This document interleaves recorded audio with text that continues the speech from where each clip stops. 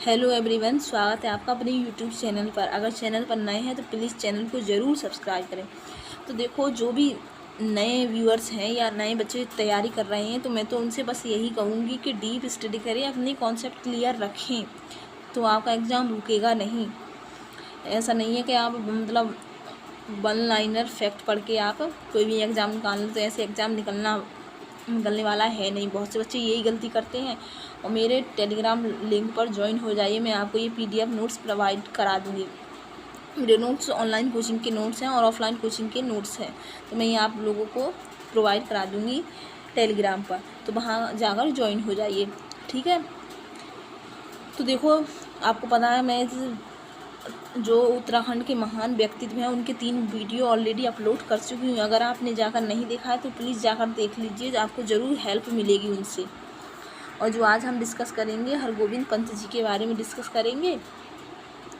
तो देखो, इनका जन्म जो हुआ था ना 19 मई 1885 को हुआ था।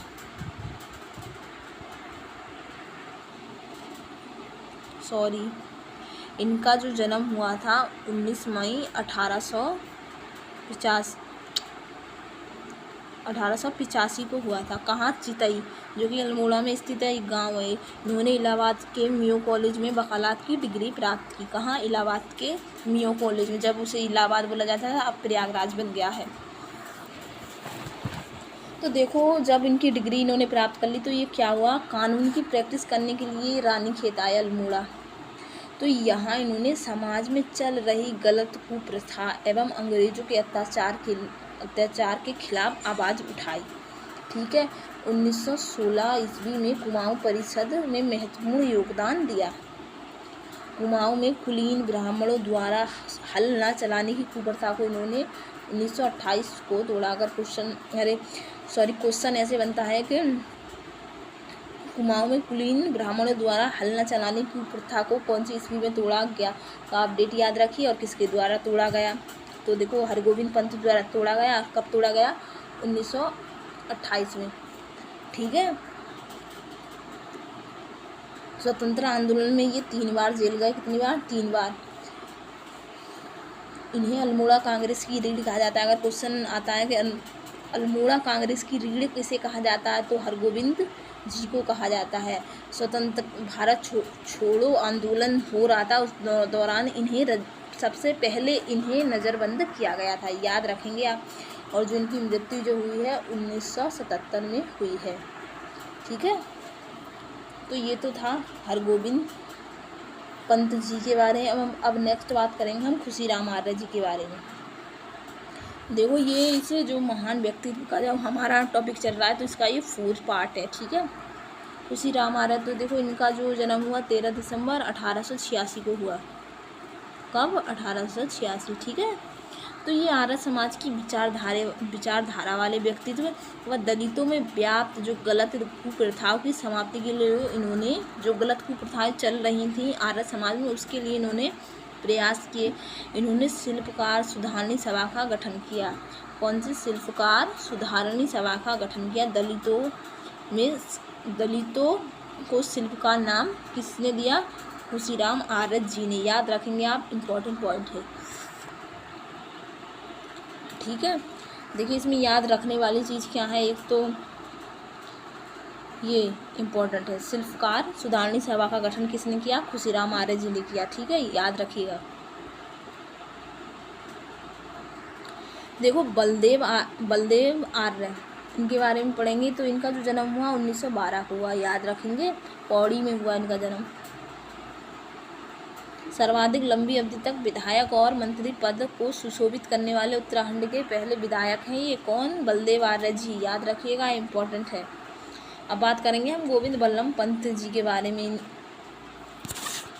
इनके व्यक्तित्व से भी काफ़ी क्वेश्चन बनते हैं। देखो, इनका जब जन्म हुआ 10 सितंबर 1887 को हुआ। कब हुआ? 1887 को। कहाँ हुआ? खूट नामक ग्राम है अल्मोड़ा में, वहाँ इनका जन्म हुआ। ये पढ़ाई में अच्छे थे, तो इस कारण इसे इनके जो दोस्त थे गोविंद बल्लभ महाराष्ट्र कहते थे। क्लियर हुआ ये पॉइंट।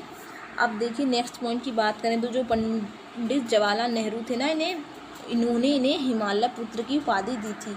क्वेश्चन अगर बनता है कि हिमालय पुत्र की उपाधि गोविंद बल्लभ पंत को किसने दी, तो JL नेहरू ने। ठीक है, नेक्स्ट पॉइंट, 1909 में इन्होंने 118 की डिग्री में सर्वाधिक अंकों के साथ सर्वाधिक अंक हासिल किए। इन्हें लैंसडेन अवार्ड भी दिया गया, ये भी इम्पोर्टेंट है। नेक्स्ट पॉइंट, 1910 में इन्होंने अल्मोड़ा आकर वकालत प्रारंभ की, मतलब स्टार्ट की। नेक्स्ट पॉइंट देखिए, काशी नगरी प्रचारणी सभा की शाखा काशीपुर में 1914 में प्रेम सभा के नाम से खोली। इन्होंने काशी नगरी प्रचारणी सभा की एक शाखा काशीपुर में 1914 में प्रेम सभा नाम से खोली। ये दोनों पॉइंट इम्पॉर्टेंट हैं। इन्होंने जो काशी नगरी प्रचारणी सभा थी ना, तो उसकी एक शाखा इन्होंने काशीपुर में खोली, कब, 1914 में।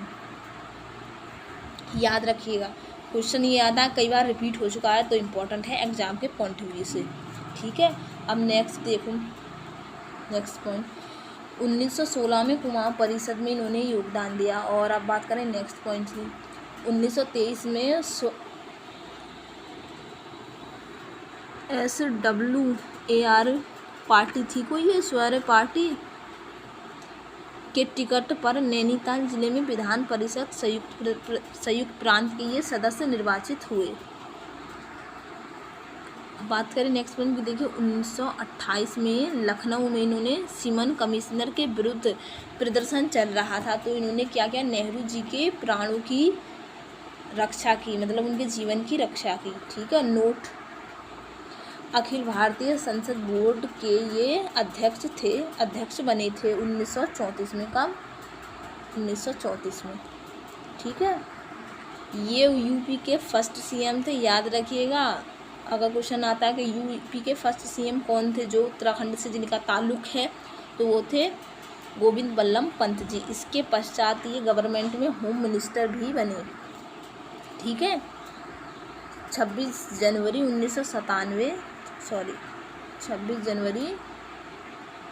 1997 को इन्हें भारत रत्न से सम्मानित किया। बहुत इम्पोर्टेंट डेट है, और उत्तराखंड के एग्जाम में ये क्वेश्चन बनता ही है।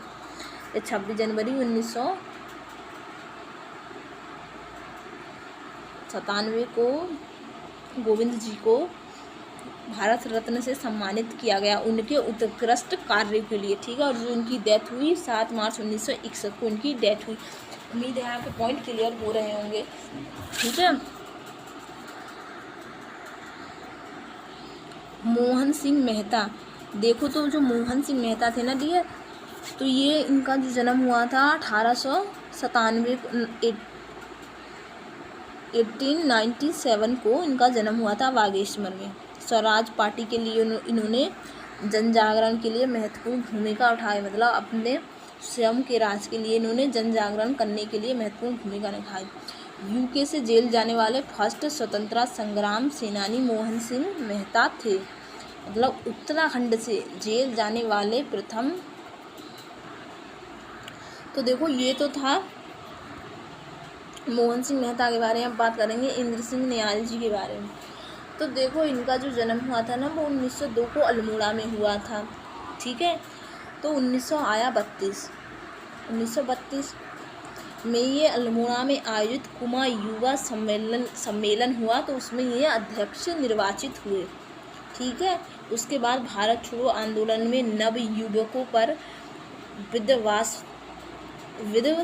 विध्वंसात्मक कार्य करने पर शब्दद्रोह का मुकदमा चलाया गया इनके ऊपर।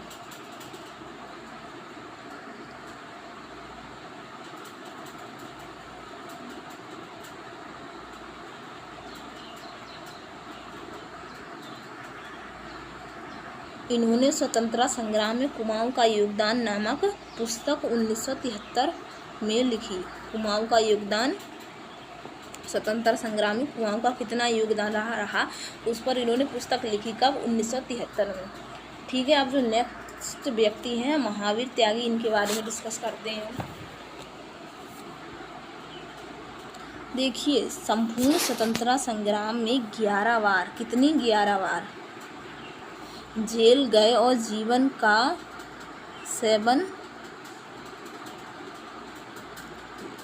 1/2 जेल पर इन्होंने समय बिताया। स्वतंत्रता आंदोलन के दौरान इनको देहरादून सुल्तान कहा जाता था। ठीक है, स्वतंत्रता आंदोलन के दौरान इन्हें देहरादून का सुल्तान कहा जाता था।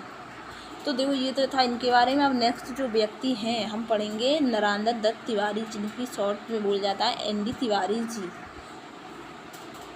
देखिए दोस्तों, इनका जो जन्म हुआ 1924 को हुआ बल्यूटी नैनीताल में। ये UK के प्रथम, उत्तराखंड के ये प्रथम निर्वाचित मुख्यमंत्री रहे। राज्य में इन्हें विकास कराने के कारण इनको विकास पुरुष कहा जाता है। इम्पोर्टेंट है ये पॉइंट, क्वेश्चन बनता है कि विकास पुरुष नाम से किसे संबोधित किया जाता है? ND तिवारी जी को। ठीक है, तो ये तो था ND तिवारी जी के बारे में। अब नेक्स्ट पढ़ेंगे हम मानवेंद्र शाह जी के बारे में। तो देखो 1946 में ये टिहरी रियासत के राजा बने। इनके राजा बनने से पहले ही टिहरी प्रजामंडल का गठन किया गया था, जो कि टिहरी रियासत की राजतंत्रात्मक प्रणाली को समाप्त करने के लिए किया गया था। ठीक है, देश आज़ाद होने के पश्चात 1 अगस्त 1949 को टिहरी रियासत का विलीनीकरण कर दिया गया। इस पर मानवेंद्र शाह ने हस्ताक्षर किए। क्वेश्चन देखो एग्जाम में क्या आता है कि टिहरी रियासत का विलीनीकरण कब हुआ? तो याद रखिए 1 अगस्त 1949 को, 1949 को, इम्पोर्टेंट है। ठीक है, और इस पर हस्ताक्षर किसने किए? मानवेंद्र शाह जी ने। अब आता है नेक्स्ट में, देखिए 1997 से 2004 तक ये लोकसभा के सदस्य रहे। देखिए कितने लंबे तक ये सदस्य रहे। ठीक है, अब बात करते हैं नेक्स्ट व्यक्ति हर्षदेव औली जी की। देखिए इनका जन्म गौसानी चंपावत में हुआ। इन्हें काली कुमाऊं का शेर कहा जाता है। ये क्वेश्चन आ चुका है कि काली कुमाऊं शेर किसे कहा जाता है? तो हर्षदेव औली को कहा जाता है। इम्पॉर्टेंट है, मैं जिसे इम्पोर्टेंट बता रही हूँ आप स्टार बना लीजिए उस पर। ठीक है, इन्होंने कुली उतार कुली बेगार आंदोलन में अपना योगदान दिया। अगर क्वेश्चन आता है कि मतलब ऐसे तो काफ़ी लोगों ने दिया है, मगर कुली उतार कुली बेगार में इन्होंने अपना योगदान दिया। ठीक है, 1929 में कांग्रेस के लाहौर अधिवेशन में इन्होंने कुमाऊं क्षेत्र का प्रतिनिधित्व किया। कब? 1929 में। याद रखिएगा, बहुत इंपॉर्टेंट पॉइंट है। ऐसा पूछा जाता है कि जब कांग्रेस का लाहौर में अधिवेशन हुआ था तो उत्तराखंड के मतलब कुमाऊं की तरफ से, उत्तराखंड में जो कुमाऊं मंडल है उसकी तरफ से प्रतिनिधित्व किसने किया था? तो हर्षदेव औली जी ने किया था। ठीक है, 1930 में जंगलात कानून के विरुद्ध सविनय अवज्ञा आंदोलन चलाया था इन्होंने 1930 में, और अब आया जून 1940 को इनका निधन हो गया। तो ये तो था हर्षदेव औली जी के बारे में। अब बात करेंगे हम डॉक्टर भक्त दर्शन जी के बारे में। ठीक है, इनके जीवन के बारे में, क्या इनकी उपलब्धियां रहीं। देखिए इनका जो जन्म हुआ था 12 फरवरी 1912 को पौड़ी गढ़वाल में हुआ। ठीक है, 14 जनवरी 1921 कुली उतार कुली बेगार का उन्मूलन किया। मतलब उन्मूलन का मतलब होता है ख़त्म करना किसी चीज़ को। तो इस घटना से ये इतने प्रभावित हुए कि इन्होंने जीवन पर्यंत विदेशी वस्त्रों का आविष्कार किया और खादी वस्त्र पहनना स्वीकार किया। ठीक है, इसके बाद स्वतंत्रता आंदोलन में महात्मा गांधी से प्रभावित होकर इन्होंने अपने नाम के आगे जाति सूचक शब्द भी हटा दिया। इम्पोर्टेंट पॉइंट है। 1939 में भक्त दर्शन व भैरव दत्त धूलिया ने मिलकर लेंस नाम से कर्मभूमि नामक पत्र का संपादन किया, मतलब लिखा। देखिए क्वेश्चन आता है कर्मभूमि नामक जो पत्र निकला था लेंस डाउन से, तो वो उसका संपादन किसने किया था? तो भैरव दत्त धूलिया और भक्त दर्शन जी ने, इन दोनों ने मिलकर किया था। इम्पोर्टेंट है, बहुत बार एग्जाम में ये क्वेश्चन आ चुका है। ठीक है, अब इनकी कुछ पुस्तकें हैं उनके बारे में डिस्कस करते हैं। देखिए गढ़वाल की दिव्यकांत विभूतियाँ किसने लिखी हैं? डॉक्टर भक्त दर्शन ने। स्वामी राम तीरथ स्मृति ग्रंथ ये भी इन्होंने लिखा है। सुमन स्मृति ग्रंथ और बैरिस्टर मुकुंदी लाल की स्मृति ग्रंथ ये भी भक्त दर्शन जी ने लिखी हैं। बहुत इंपॉर्टेंट है। ठीक है, स्टार बना देती हूँ मैं। तो ये तो था इनके बारे में, ठीक है।